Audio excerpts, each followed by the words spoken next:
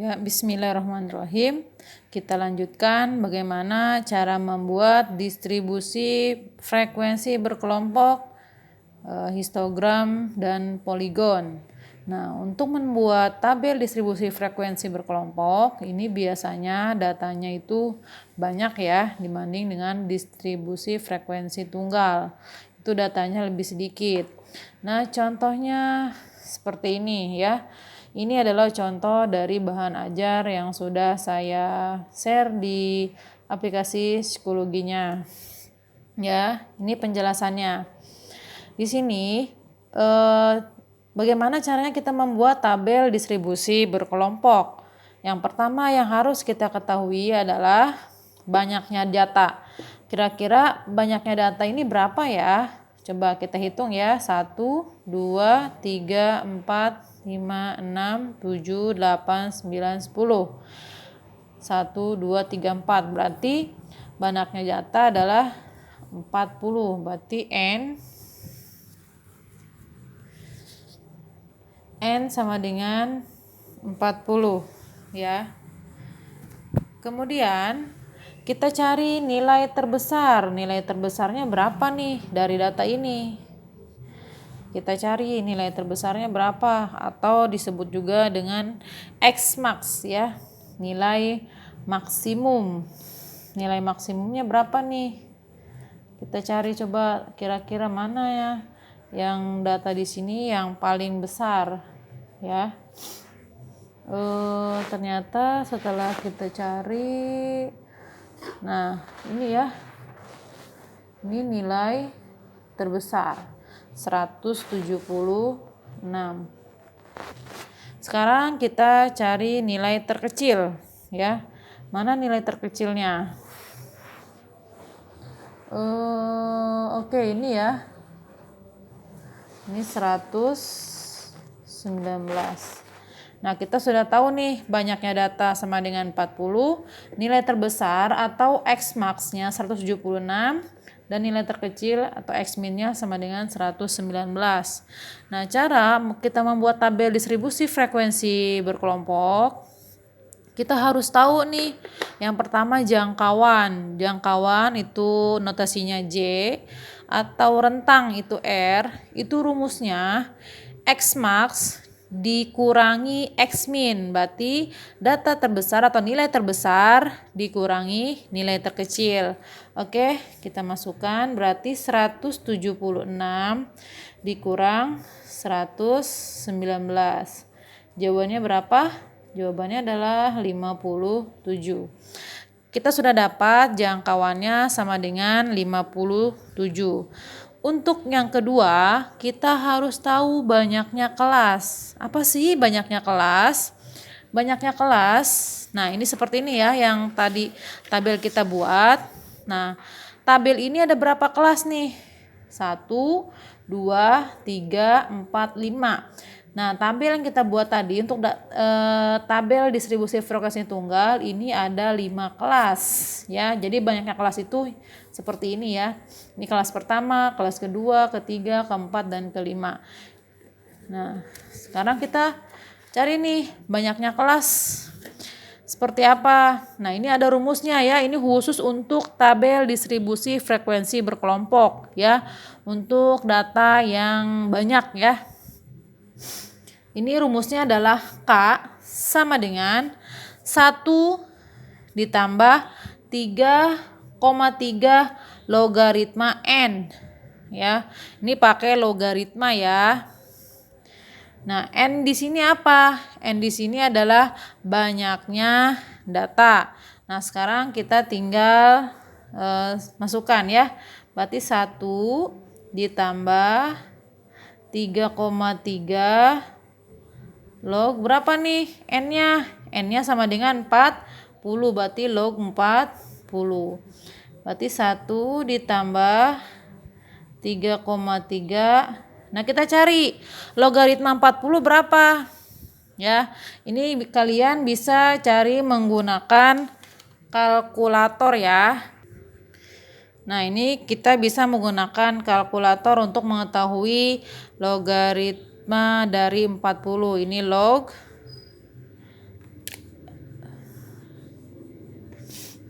log 40. Ush.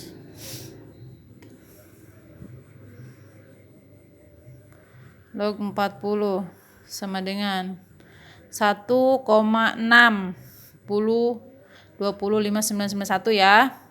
Nah, log 40 1,6 ini kita kali 3,3 ya. Kali 3,3 sama dengan 5,28 ya.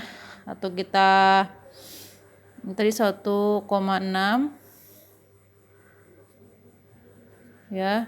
Ini berarti 1 ditambah 5,28 ya. Ini sama dengan 6,28 ya. Ini kita bisa kita bulatkan ya. Kita bulatkan menjadi 7 ya, boleh kita bulatkan menjadi 7. Jadi banyaknya kelas adalah 7. Sekarang kita lanjutkan panjang kelas. Nah, panjang kelas ini ya, rumusnya itu jangkauan atau rentang per banyaknya kelas. Oke, kita masukkan ya. Berarti sama dengan panjang kelas. Ini panjang kelas biasanya inisialnya dengan C ya. Ya, C sama dengan jangkauan. Nah, jangkauannya berapa? Ini kita dapat tadi 57 ya. Berarti 57 dibagi dengan banyaknya kelas. Tadi banyaknya kelas kita bulatkan menjadi 7. Jadi 57 dibagi 7 ini sama dengan 8,1428. Ini kita bulatkan juga ya menjadi 9. Nah, ini cara membuat tabel distribusi frekuensi berkelompok. Jadi kalian harus tahu ya banyaknya datanya berapa, kemudian nilai terbesar, nilai terkecil. Kalian harus cari jangkauannya, mencari banyaknya kelas, kemudian panjang kelas. Nah, sekarang kita buat tabelnya ya. Nah, ini tabelnya.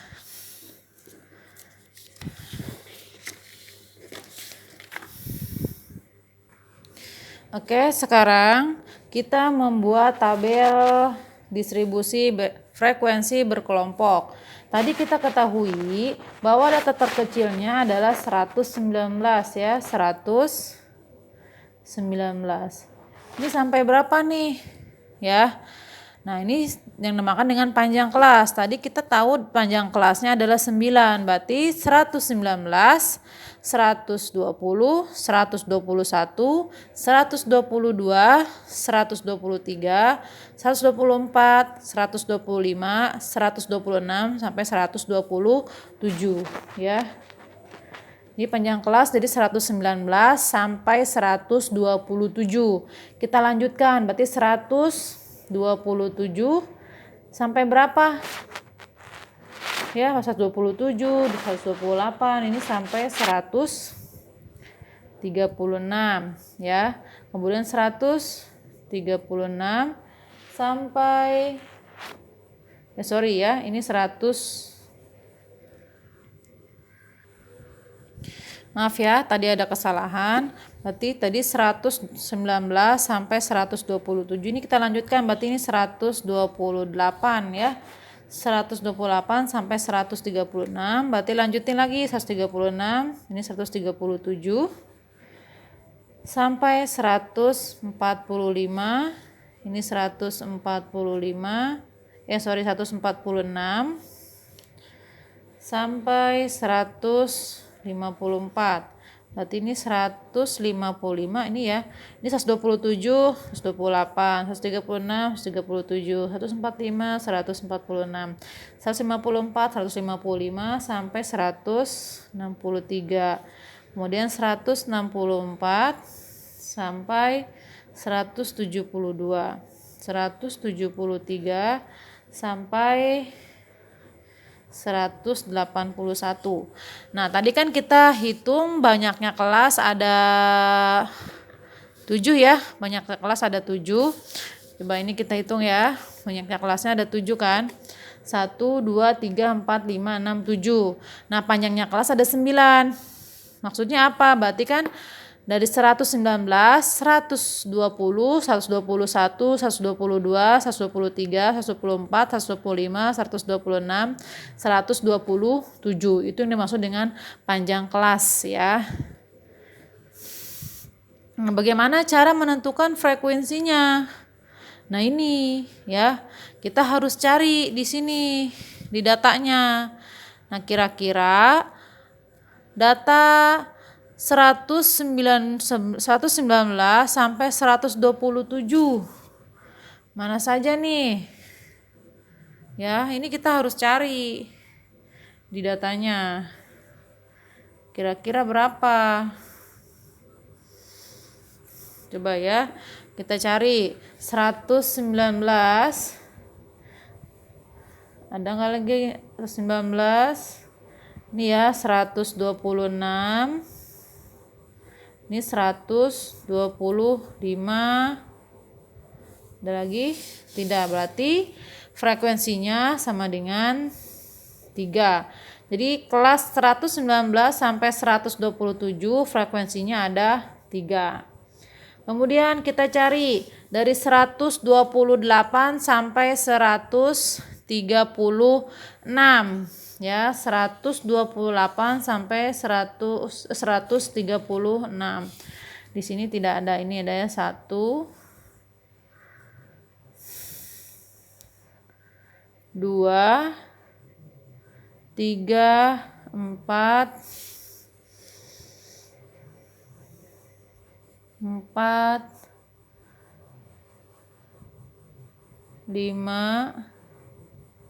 6 ya, semuanya ada 6.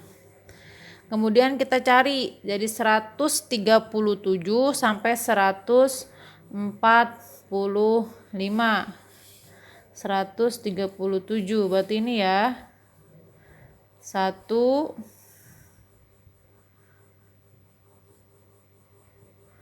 2 3 4 5 6 7 8 9. Mana lagi nih? Ada lagi enggak?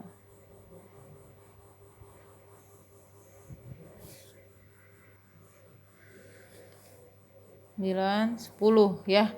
Ada 10. Nah, sekarang data dari 146 sampai 154.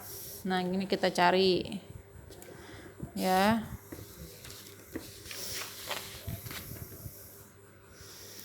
Miring gambarnya. Oke, sekarang kita cari dari 146 154. Ini 1 2 3 4 5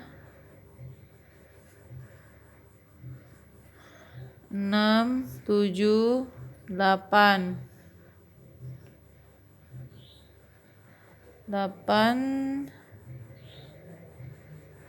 9 10 11. Semuanya ada 11. Ya, kita lanjutkan. Data 155 sampai 163. 1 2 3 4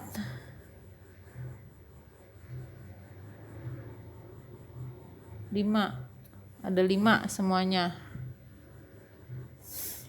Kita masukkan 164 sampai 172. Ya.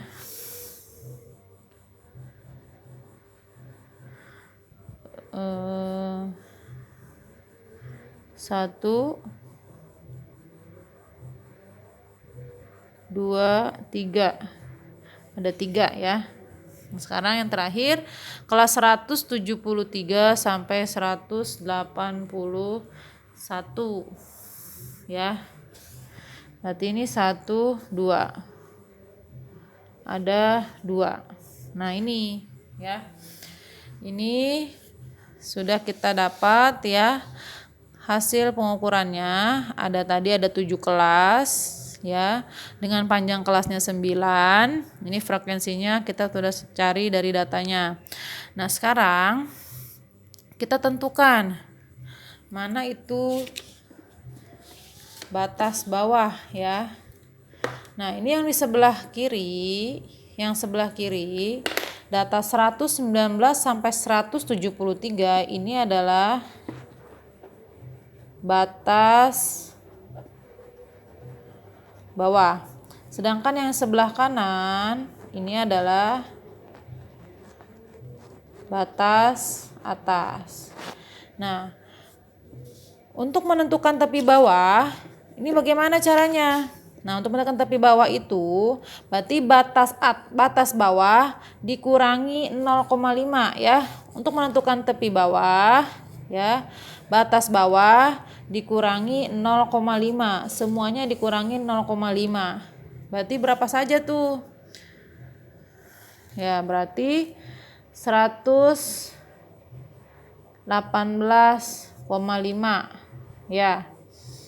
Karena dikurang semuanya 0,5. Ini 127,5. Ini 136,5, 145,5, 154,5, 163,5, ini 172,5. Itu tepi bawahnya ya. Bagaimana tepi atasnya? Nah, tepi atas itu ya, batas bawah ditambah 0,5 ya. Batas atas ditambah 0,5. Nah, ini kita dapat tepi atasnya. Berarti ini batas atasnya, ini batas atas nih ya, 127 sampai 181, ini semuanya ditambah 0,5.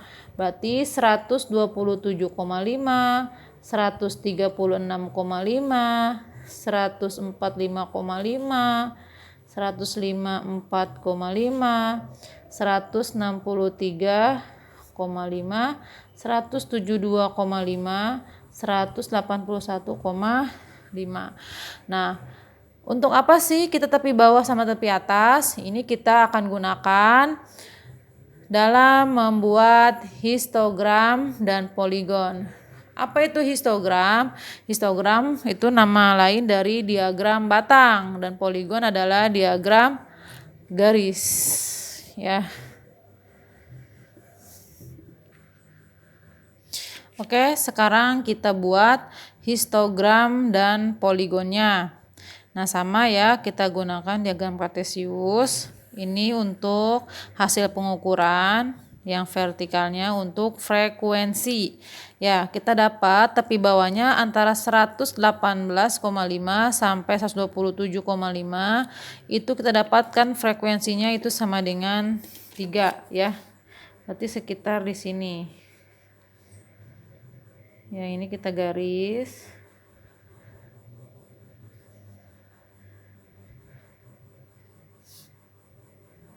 Nah, kemudian kita lanjutkan data dari tepi bawah 127,5 sampai 136,5 yaitu 6 ya. 6.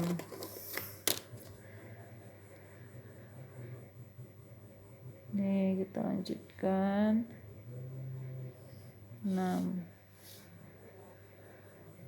Nah, kemudian 136,5 sampai 145,5 itu adalah 10 ya, 10.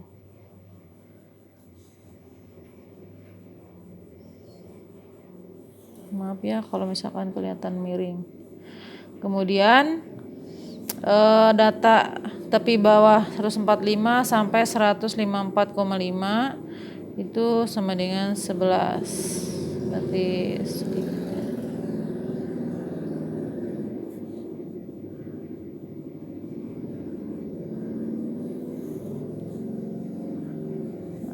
kemudian 154,5 data ini ya, itu frekuensinya 5.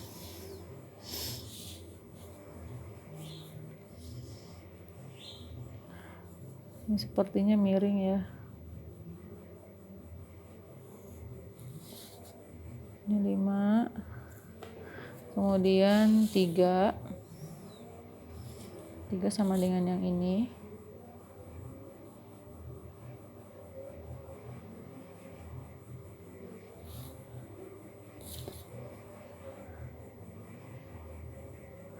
Kemudian 172 sampai 81 itu 2.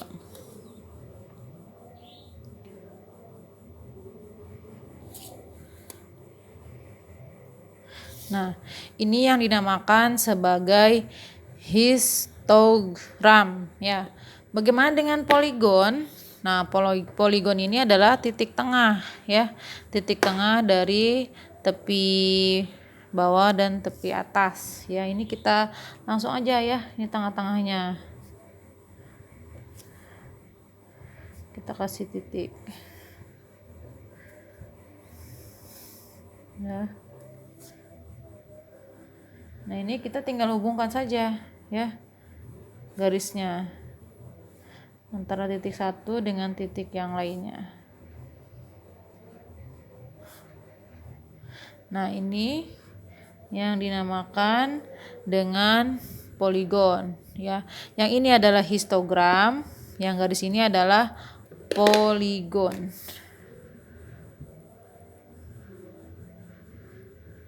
Ya. Ini histogram. Dan yang ini adalah poligon. Awas jangan sampai ketukar ya antara histogram dan poligon. Oke, sampai di sini bisa dipahami. Mudah-mudahan kalian bisa memahaminya dengan mudah ya. Nah, kita lanjutkan. Sekarang kita akan membuat yang namanya ogive positif dan ogive negatif ya. Ogive positif ini dari frekuensi kumulatif kurang dari. Bagaimana caranya?